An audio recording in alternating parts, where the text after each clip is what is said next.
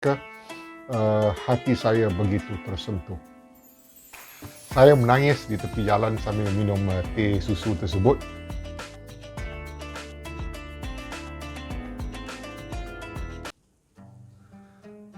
Assalamualaikum warahmatullahi taala wabarakatuh dan selamat petang. Alhamdulillah bertemu sekali lagi kita pada minggu ini. Pada minggu yang lalu saya ada bercerita tentang pengalaman saya sewaktu di Madinah, dan pada minggu ini juga saya bercadang untuk menyambung sedikit lagi cerita saya tentang Madinah. Apakah perkara-perkara yang memberikan kesan yang besar terhadap saya sewaktu berada di Madinah, dan beberapa perkara lagi salah satu kesan yang begitu meninggalkan bekas di dalam hati saya ialah apabila berjaya melaksanakan tugas yang begitu besar pada pandangan saya. Mungkin kecil pada pandangan orang lain, tapi amat besar nilainya kepada saya apabila saya dan rakan-rakan yang lain seramai 2 orang lagi berjaya menyelesaikan tugasan yang diberikan kepada kami, yakni untuk membuka hotel di Madinah yang mempunyai beratus-ratus bilik. Dan saya personally apabila telah siap dan telah berjaya diselesaikan dalam tempoh yang telah diberikan, saya sendiri pada satu waktu duduk sambil minum syai alib ataupun teh susu sebagai ganti kepada teh tarik di gerai ataupun di kedai tepi jalan, just a tiny shop, tea shop, selling tea, selling kebab and so on, yang terletak betul-betul di hadapan hotel. Saya pergi ke situ, beli teh, duduk sebentar di situ dan memandang ke arah hotel. Dan pada waktu itu saya masih ingat lagi, that was in 2008. Saya masih ingat lagi bas-bas mula sampai daripada Mekah tarikh kami buka hotel tersebut adalah bagi menyambut jemaah yang datang daripada Mekah selepas menunaikan ibadah haji. Jadi targetnya kami berjaya, dan melihat bas pertama masuk ke lobi dan menurunkan bagasi dari atas bumbung dari dalam perut bas, para petugas hotel keluar menyambut para tetamu, para jemaah haji yang telah selesai melaksanakan ibadah haji sampai ke Madinah untuk melaksanakan ziarah mereka. Hati saya begitu tersentuh. Saya menangis di tepi jalan sambil minum teh susu tersebut. Saya menangis kegembiraan kerana hasil the finishing of the hotel begitu menakjubkan sekali It could be better, but since that was my first involvement dengan betul-betul pembukaan sebuah hotel daripada belum habis dibina sehinggalah habis, saya merasa begitu bangga, amat terharu melihat jemaah yang pertama sampai check-in dilayan dengan baik, barang-barang diturunkan daripada bas, bukan satu bas, bukan 2 bas, malah berpuluh-puluh bas yang sampai yang memenuhi hotel kita pada waktu itu. And we managed to reach roughly about 100%. Dan keesokannya saya masih lagi for the next couple of days lepas itu saya masih lagi belum mendapat apa-apa komplain daripada para tetamu dan itu amat melegakan saya. Dan itulah perkara yang membanggakan, membuatkan saya amat terharu, terlampau seronok, dan sampai saya tak boleh tidur pada malam tu. And the next morning what I did was saya menuju ke hotel awal pagi. Kali ini sebelum waktu subuh, if I'm not mistaken, sebelum waktu subuh, dan straight mengambil troli dan naik terus ke tingkat paling atas. Ini juga saya masih ingat dengan very clear in my mind. I went up to the top floor. Jemaah masih belum bangun lagi masa tu sebab mungkin terlalu letih berziarah the day before, dan esok paginya kebanyakannya majority will go out for for sembahyang subuh di Masjid Nabawi. Tapi walau bagaimanapun saya dah pun berada di hotel dengan satu linen trolley. If I'm not mistaken, I took one linen trolley up to the floor, dan apa yang saya buat, saya sendiri kutip sampah yang ada di koridor, kerana jemaah ni selalunya diorang jarang makan di hotel. Ada yang makan di hotel, tetapi kebanyakannya sewaktu mereka keluar pergi ke Masjid Nabawi, on the way back mereka akan singgah dan beli makanan ataupun minuman dan membawa pulang sambil makan di bilik, dan selesai makan mereka akan bungkus-bungkus sampah tu dan akan tinggal di koridor. Jadi walaupun itu bukan tugas saya, tapi saya terpanggil, amat teruja dengan apa yang telah kami berjaya lakukan. Jadi saya sendiri ambil troli dan saya tolak troli itu dari floor ke floor. And I tell you, satu troli itu tak sampai satu floor, troli itu dah penuh. So saya terpaksa turun ke bawah ke garbage area, dump semua dalam kontainer di bawah sana untuk garbage, dan naik semula ke atas, sambung lagi kerja sampailah masuk waktu subuh. Selepas selesai subuh, lari semula balik ke hotel dan tolak troli lagi dari floor ke floor, turun sampai ke bawah, sehingga saya sendiri rasa puas hati. Wow, Alhamdulillah, that sampah at the corridor semua dah dibuang. Itu saya masih ingat dan saya lakukan sendiri. In fact, saya tak perlu buat tu semua kerana staff kita ada yang akan masuk pada pukul 7. Tetapi oleh kerana saya amat happy, amat teruja, saya lakukan kesemua itu sendiri. And now looking back, Alhamdulillah, saya amat berbangga dengan apa yang telah tim kecil kami lakukan di sana. Okey, apa yang menyedihkan saya? Ada satu perkara yang amat menyedihkan saya telah berlaku apabila saya telah mendapat kelulusan untuk pulang bercuti. Jadi kelulusan tu amat menggembirakan hati saya. Flight arrangement has been done. If I'm not mistaken, I flew with Malaysian Airlines, keluar daripada Jeddah sepatutnya. So I call up the Malaysian Airlines, make the arrangement, dan tiket and the flight date semuanya telah pun set.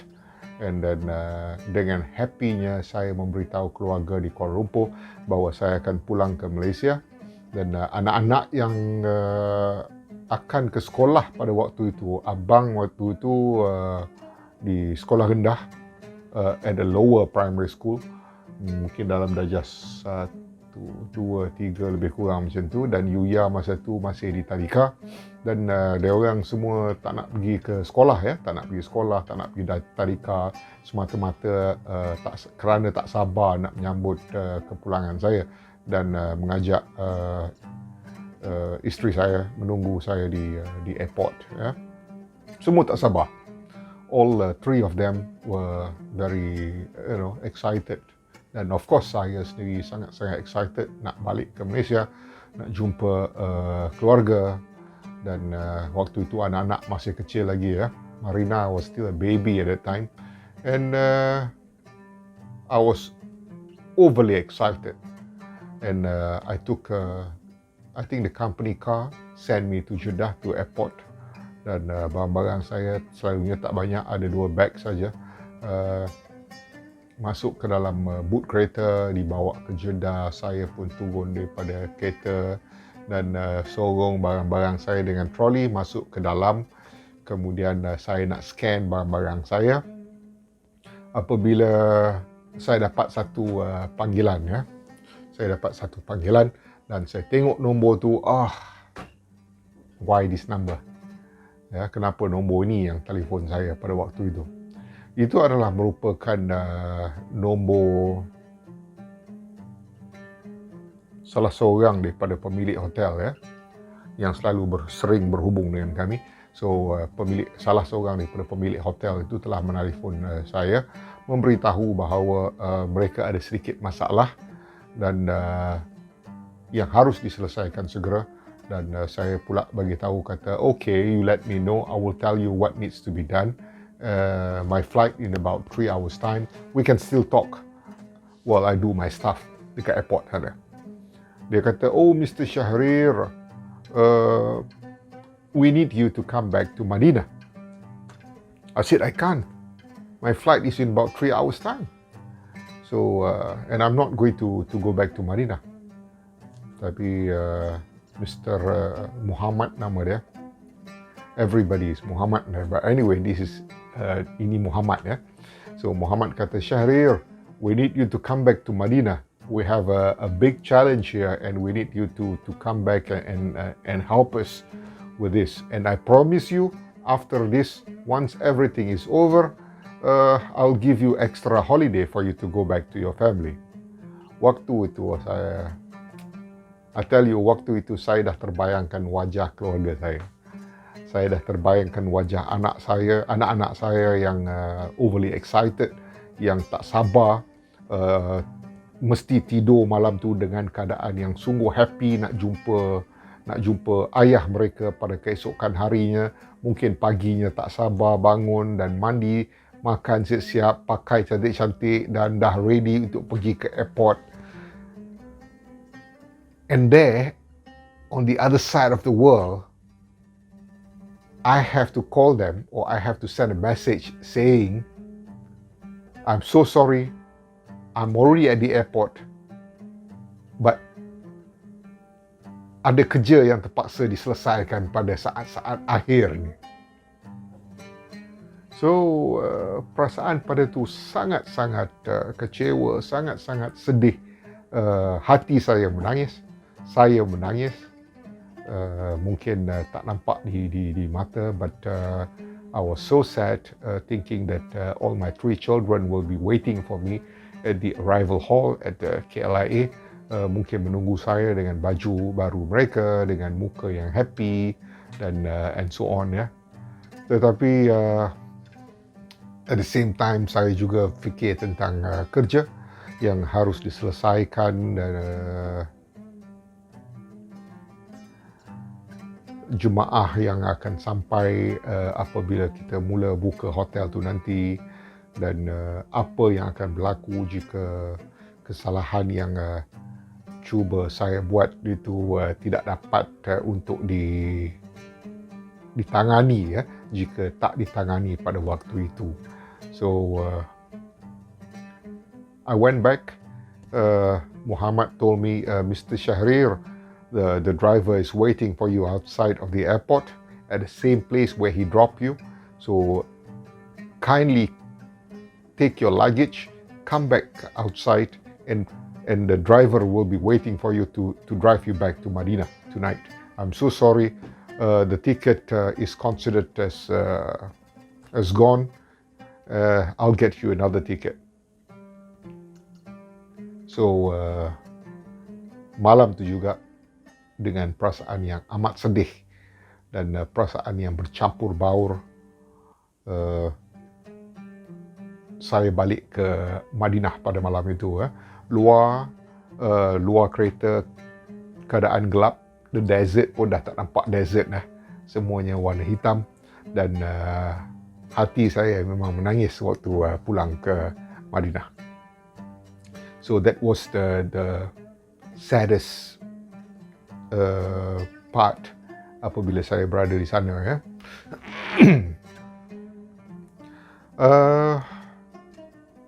Tetapi bila dah semuanya dah berlangsung dengan baik, alhamdulillah, saya rasa saya telah membuat satu keputusan yang paling baik pada waktu itu untuk tidak pulang ke Malaysia dan untuk selesaikan masalah yang ada di Madinah. Okey, apa pula satu lagi perasaan yang sangat-sangat terharu dan sangat-sangat happy ataupun surprise yang boleh saya beritahu di sini. Okey, beberapa tahun yang lepas saya terpanggil untuk pergi ke Saudi Arabia sekali lagi, tapi kali ini bukan untuk bekerja tetapi untuk melaksanakan umrah, dan saya pergi dengan satu travel agency yang amat-amat saya kenal tuan punyanya, iaitu EPL Travel. EPL Travel ni dimiliki oleh seorang anak muda yang bernama Lutfi Luqman, yang juga merupakan bekas pelajar Qura University di Mekah, dan saya berjumpa dengan Lutfi sewaktu berada di Mekah dulu. Such a nice guy.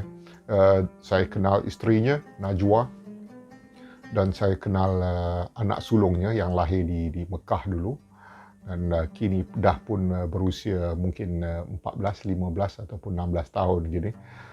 But anyway, saya pergi dengan travel agency EPL beliau, milik Lutfi Luqman.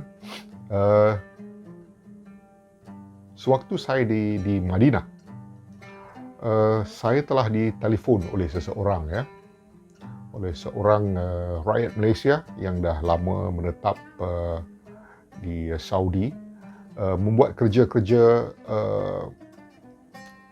menjaga kebajikan VIP, ataupun dia ada travel agency-nya sendiri dan menguruskan kebanyakannya VIP. Ini termasuklah sultan, menteri-menteri dan yang di-Pertuan Agong. Dan seorang yang amat humble, orang Melaka, seorang yang amat humble, berambut putih seperti saya, tapi berjanggut putih. A very nice guy, very down to earth, a super down to earth person, and selalu bagi advice kepada saya, advice tajam.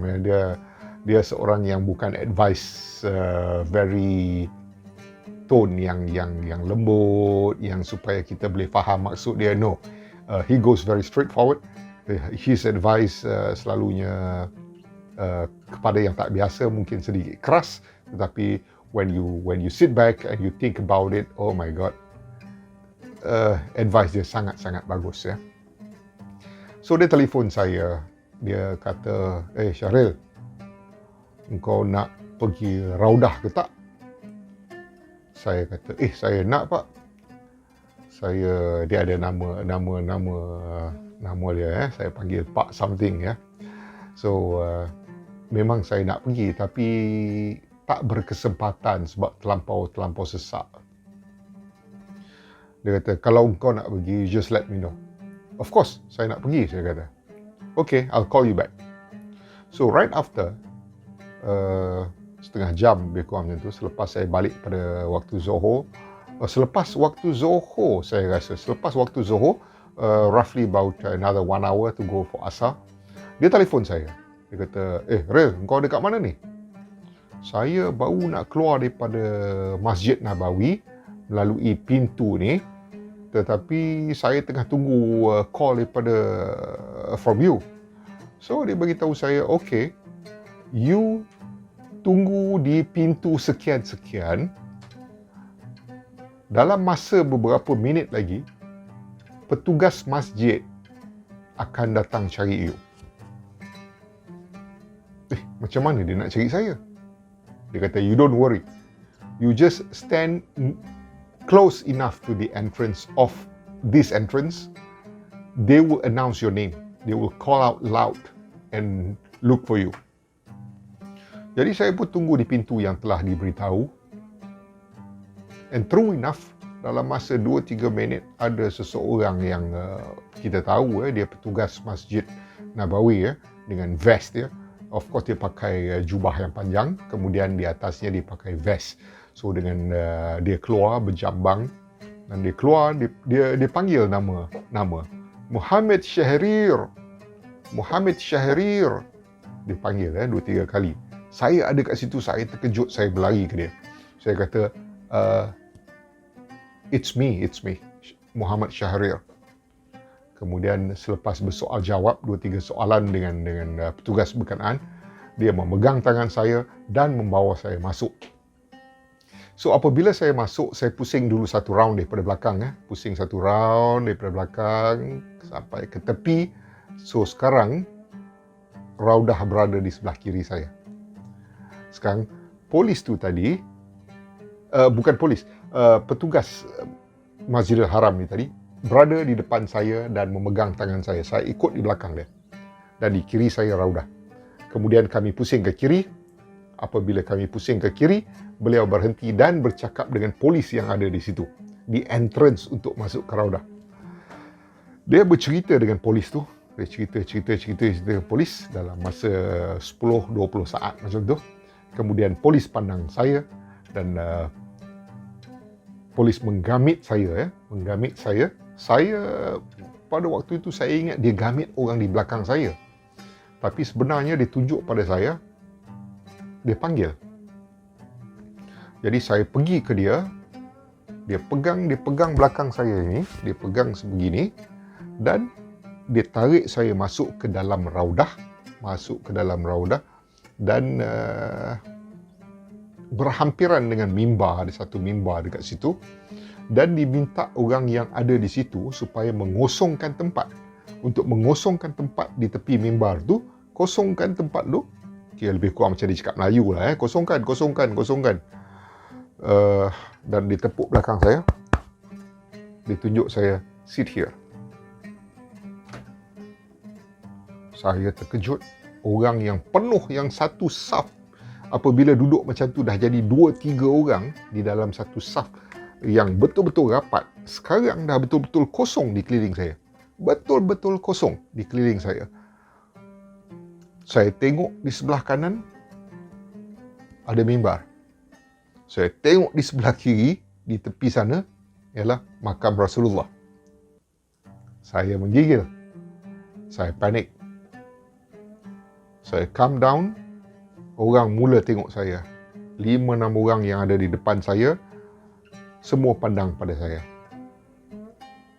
Kemudian, saya start sembahyang sunat, buat apa yang patut, minta doa, baca doa banyak-banyak untuk keluarga, untuk ahli keluarga, untuk guru-guru saya yang telah mengajar saya dulu dan semua saya yang saya kenal dan macam-macam dan saya sempat berada di situ daripada sebelum asar, habis asar menuju ke maghrib. Dan alhamdulillah selepas maghrib saya keluar. Tapi the question is, macam mana saya boleh dapat treatment yang macam tu? Apa yang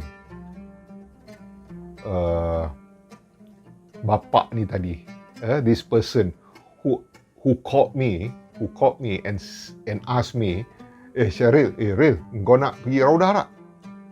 Engkau nak pergi Raudah ke tidak? So, apa yang this person dah buat untuk saya mendapat anugerah lah saya kata, untuk berada di situ selama 2.5 hours, almost 3 hours. So, that to me was amazing. That to me was like something yang magical, something yang tak pernah saya impikan untuk berada di kawasan tersebut dan alhamdulillah. So itulah salah satu kenangan yang amat menggembirakan saya daripada pengalaman dapat siapkan hotel dalam waktu yang telah ditetapkan. So 3 perkara dan apa lagi yang saya rasa interesting yang worth bercerita di sini ya. Pada satu pagi waktu subuh waktu awal subuh saya pergi ke Masjid Nabawi Saya duduk di bawah apa tu, kubah, dan saya tak lihat ke atas ya. Saya tak lihat ke atas. And saya rasa sejuk. Apabila berjalan daripada luar, dia taklah rasa, dia sejuk tapi taklah terlalu sejuk hingga menusuk Tetapi the moment saya masuk ke dalam Masjid Nabawi, saya akan bawa slipper saya masuk dalam plastik dan dibawa bersama-sama saya supaya tak mengganggu jemaah lain waktu keluar nanti. Jadi sewaktu saya mula masuk ke Masjid Nabawi itu, cuaca yang di dalam masjid masa tu is a normal temperature. Saya tak rasa terlalu sejuk, terlalu dingin ataupun terlalu panas. Tak ada, just a normal temperature. Tetapi apabila saya duduk di bawah kubah, tiba-tiba saya rasa terlalu sejuk. Sejuk dia rasa macam buka peti ais, duduk di depan peti ais selama 5 saat ya. That's the temperature that you get. So waktu tu saya, dalam fikiran saya, wow, ini dugaan untuk saya ni. Ni ada sesuatu yang nak ditunjukkan kepada saya. Sebab tu saya tiba-tiba daripada temperature yang normal masuk duduk di sini, betul-betul rasa sejuk. So I was like, oh, banyak kesalahan yang dah saya buat dulu. Mungkin nak ditunjukkan satu persatu and so on. Jadi pelbagai perkara bermain di fikiran saya. Nampak muka Ustaz Lola, nampak muka Ustaz Syafi'i, nampak muka warden-warden yang tangkap saya, yang kejar saya dulu. Nampak cikgu-cikgu yang bagi penampar pada saya. Ui, banyak betul salah saya ni. Tapi mungkin disebabkan saya ada di sini, saya rasa sejuk sikit lah. So hopefully all the sins are being pardoned. Yeah. So that was very silly of me, very stupid of me. And then lepas 5 minit, 10 minit saya rasa sejuk tu, saya tengok ke atas. Saya langut ke atas, rupanya kubah tu memang terbuka. Kubah tu memang pada waktu itu memang terbuka. Dia kubah tutup, but that particular time the kubah was open, right? So anda bayangkan angin yang lalu pada tu, bila dilalu ikut macam corong tu, of course kita akan rasa sedikit sejuk dan sangat-sangat mencengkam ya. So that was actually what happened, yang saya tak tahu pada waktu itu, and that was the funny part. Selain daripada tu, apa yang pelik dekat sana? Oh, aircon dia daripada bawah ya, daripada bawah tiang tu, tiang-tiang di dalam masjid, aircon dia daripada bawah menghala ke atas. Kita biasanya aircon daripada atas menghala ke bawah, but Masjid Nabawi semua tiang ada aircon ya, ada corong-corong aircon di 4 penjuru tiang, setiap tiang tu, dan semuanya menghala ke atas. So that's something which is a bit different from the usual one. I guess that's about it. 30 minit kita bercerita, hampir 30 minit, dan insyaAllah pada video yang satu lagi saya akan beralih menuju ke satu destinasi yang menjadi tumpuan umat Islam seluruh dunia, yakni di Mekah, dan bagaimana kami boleh mendapat tugasan untuk ke Tanah Suci Mekah ya. Macam mana mula-mula berlaku, dan bagaimanakah reaksi kami apabila pertama kali ke sana, dan banyak-banyak perkara yang telah berlaku sewaktu kami di Mekah ya. Itu pun boleh menangis, itu pun boleh ketawa. Sekarang boleh ketawa, pada waktu itu semuanya menangis kerana terlampau besar dugaan dia. So insyaAllah berjumpa lagi pada waktu yang lain. Saya sudahi dengan Assalamualaikum warahmatullahi taala wabarakatuh, dan terima kasih. Bye bye.